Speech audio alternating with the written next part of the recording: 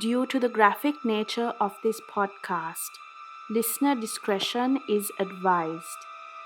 Episodes may include discussion of abuse, murder, sexual assault, and other incidents that some people may find offensive.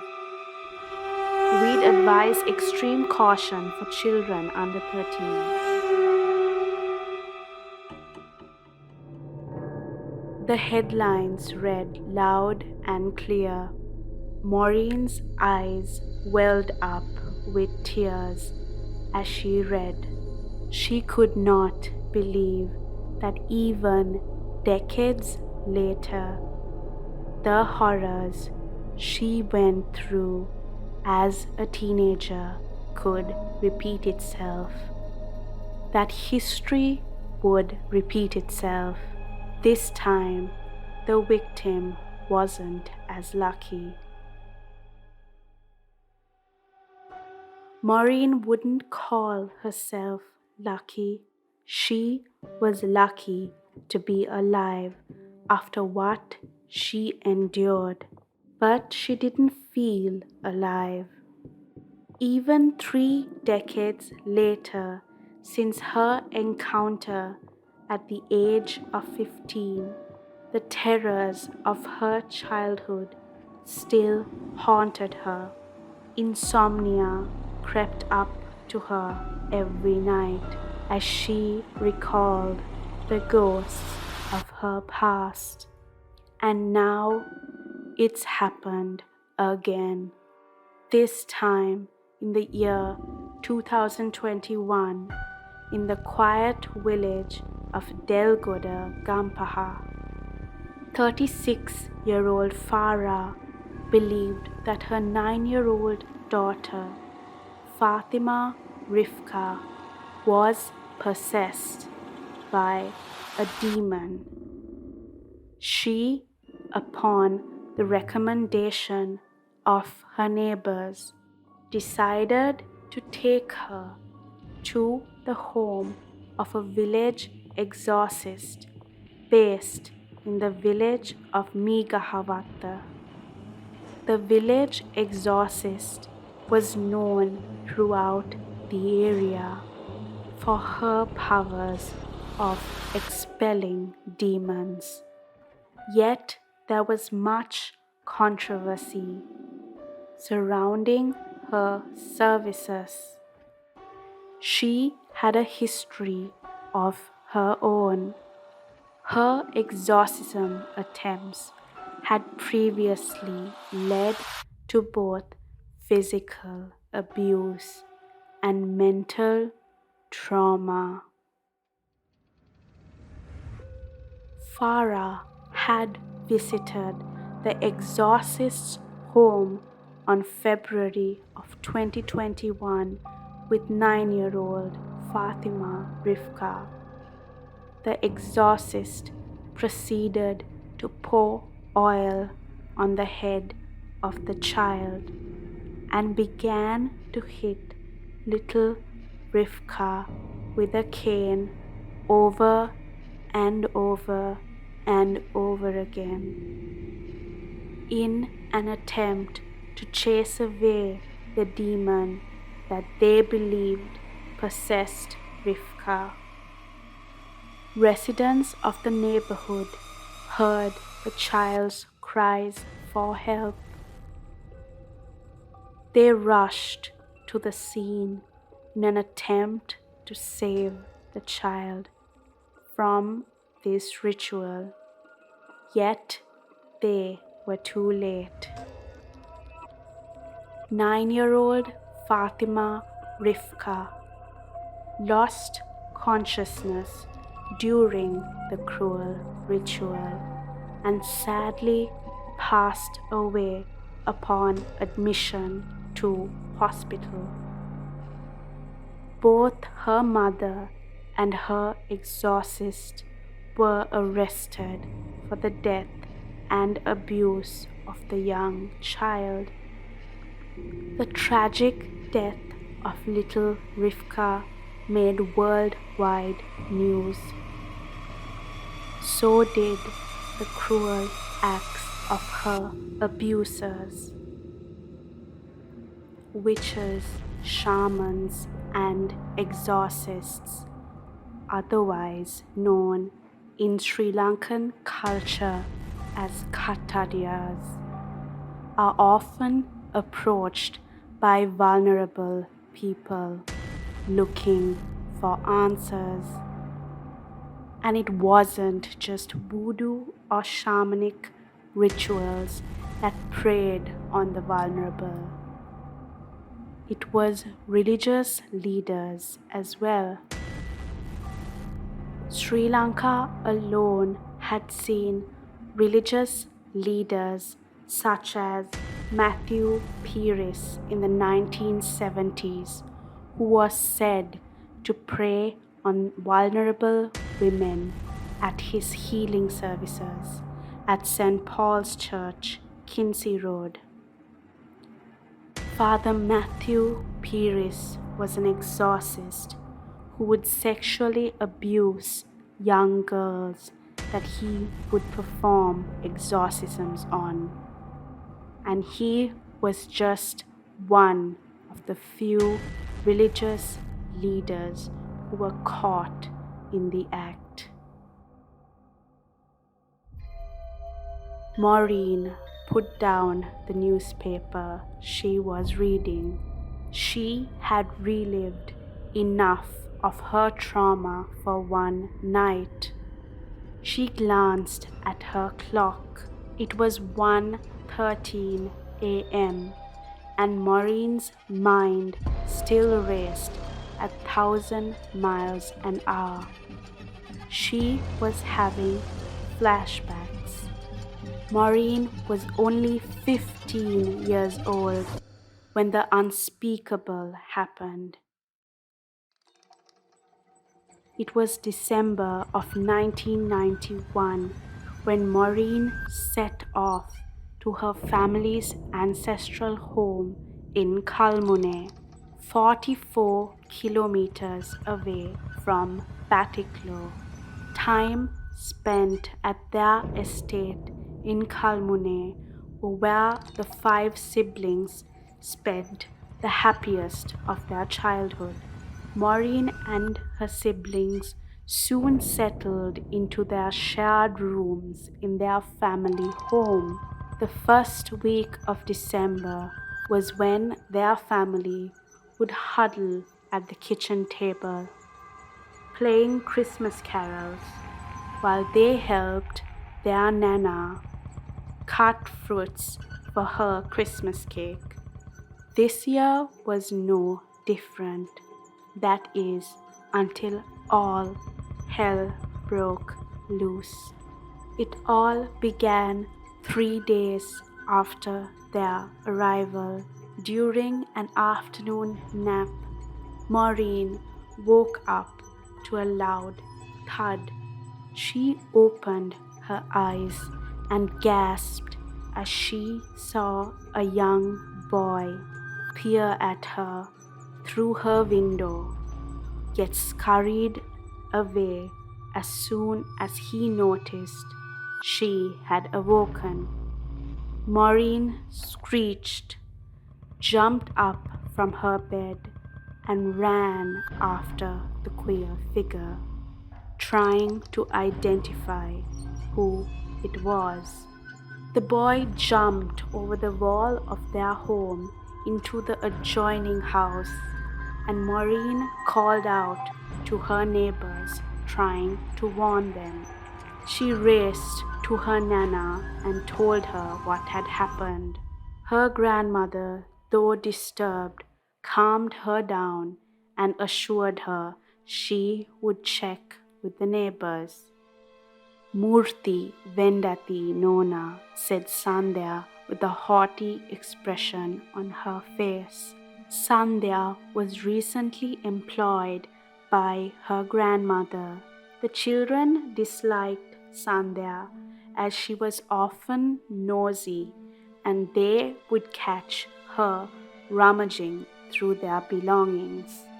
Murthy is the servant boy next door, child, Nana said, annoyed. Maureen soon heard voices on the other side of the wall argue as her grandmother went over to inform the neighbors that their servant boy, Murthy, was trespassing, and that was the first of many encounters with Murthy. Maureen would lock her windows at night and draw her curtains, as she would often catch Murthy peering over the wall, a gleeful look of amusement on his face. She would tell her grandmother of it, yet every time the neighbors were informed, Murthy would just grow more bold. It was the second week of December when Maureen's belongings started to disappear. First it was her hairbrush, and later it was her clothing. She didn't think too much of it, as her siblings would often steal or borrow her clothes. It was 18th December 1991 when things began to go impossibly wrong. It was around 6 p.m. when Maureen suddenly felt like she had no control over her body. She felt lifeless. She could see her arms fling around and her mouth scream loud, frothing, yet she had no control. She could see her Nana cry in shock as she could not fathom what was happening to her granddaughter. Maureen could see her younger brothers trying to hold her down, while she was disconnected from all feeling. She heard voices. Maureen felt fear as she had no control over what was happening to her. The whole ordeal lasted 2 hours, and when Maureen finally regained control of her body, she wept helplessly, apologizing to everyone around her. The village doctor was summoned, yet he had no diagnosis. The rest of the night, Maureen was calm. She was herself, back to normal, yet she could not stop thinking about the voices. When the clock struck 6 p.m. the next day, she lost all control of her limbs again. She could see her hands pulling at her own hair, yet she could not feel it. She heard the voices again, and as she looked at herself, she noticed a glint in her eye that was not her.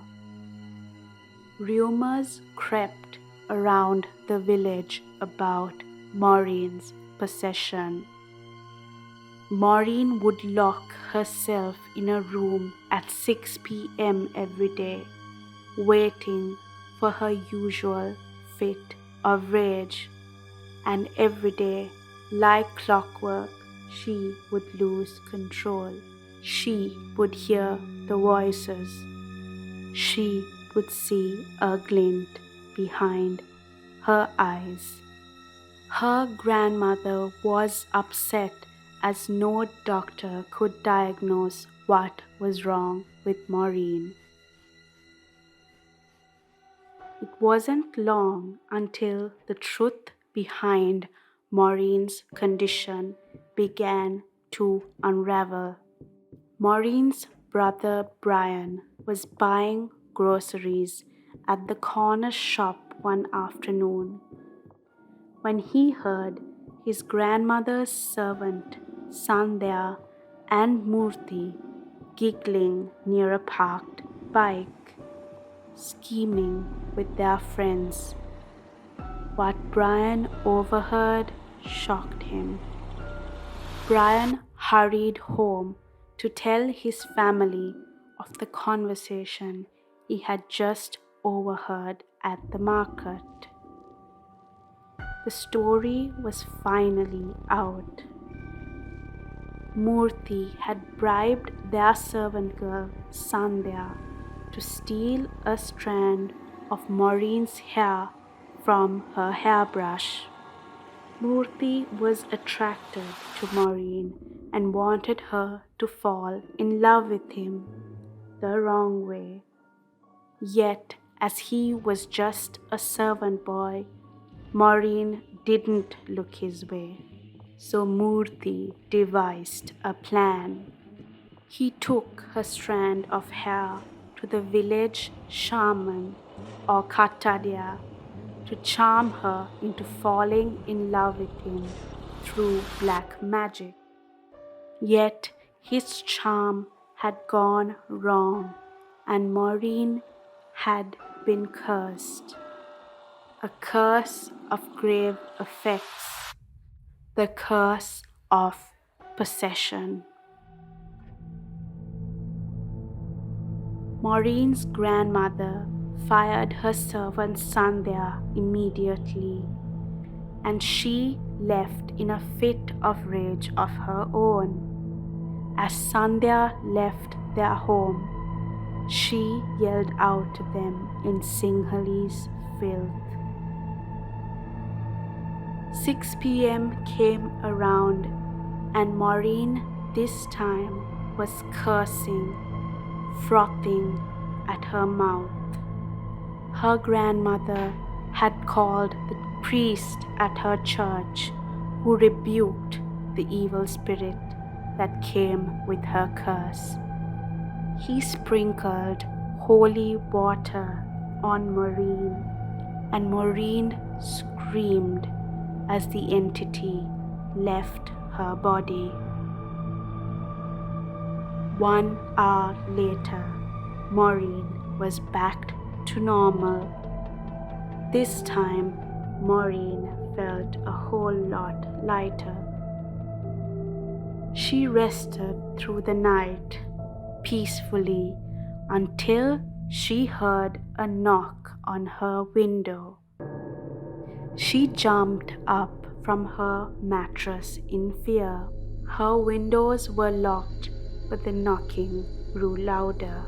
She screamed when her room door burst open, and there stood Sandhya, holding a sharp tool from her grandmother's garden. Maureen screamed, yet Sandhya put a finger on her lips, hushing her, signaling her to stay quiet while pointing the sharp tool at her neck. Sandhya walked over to the window where she opened it, and in jumped 2 men. One she recognized as Murthy, and the other was an elderly man in a white banyan who she did not recognize. Murthy held Maureen by the neck while Sandhya locked her room door, and the elderly man took out a piece of rope. As he tied Maureen to her bed, Murthy looked into her eyes, that same menacing grin on his face, one hand pulling on her hair. Maureen was petrified. Sandhya locked the door and plucked another strand of Maureen's hair off her head and handed it over to the elderly man. "Me para hariyata karanda," Murthy said to the man. "This time get it right." The man took out a rusty chain and started chanting.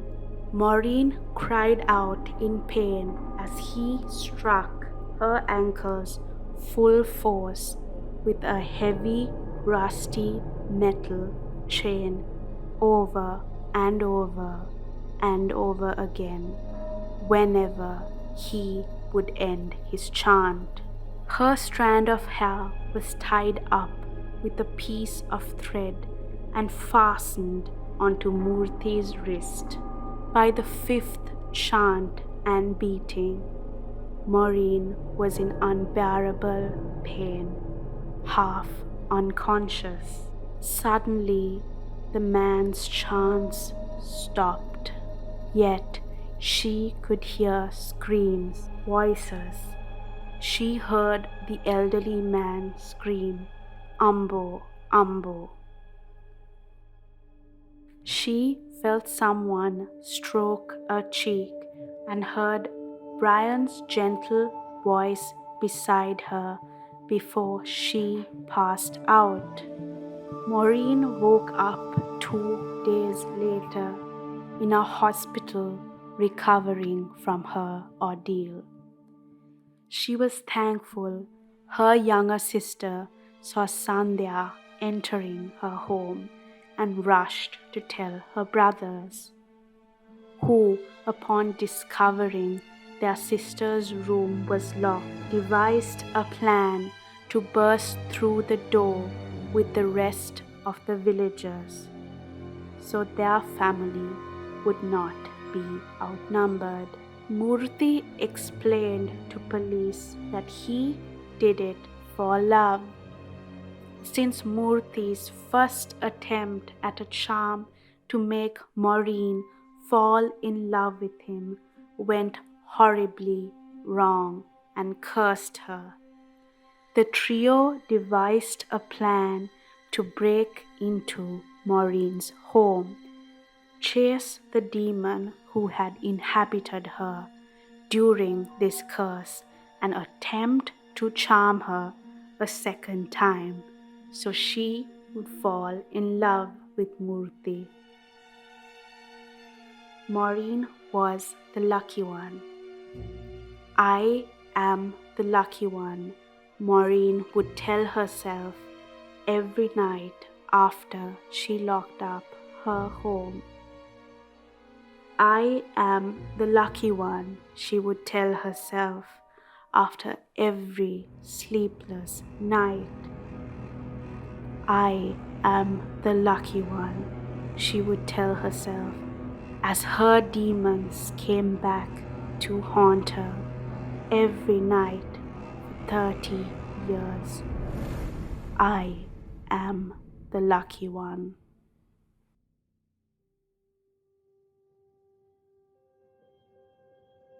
Murder, She Cried, hosted by Stephanie Herft, is a Paradeim original. It's executive produced by Zishan Akram Jabir. Podcast cover art by Randitha Philip with production assistance by Rajit Maligaspe.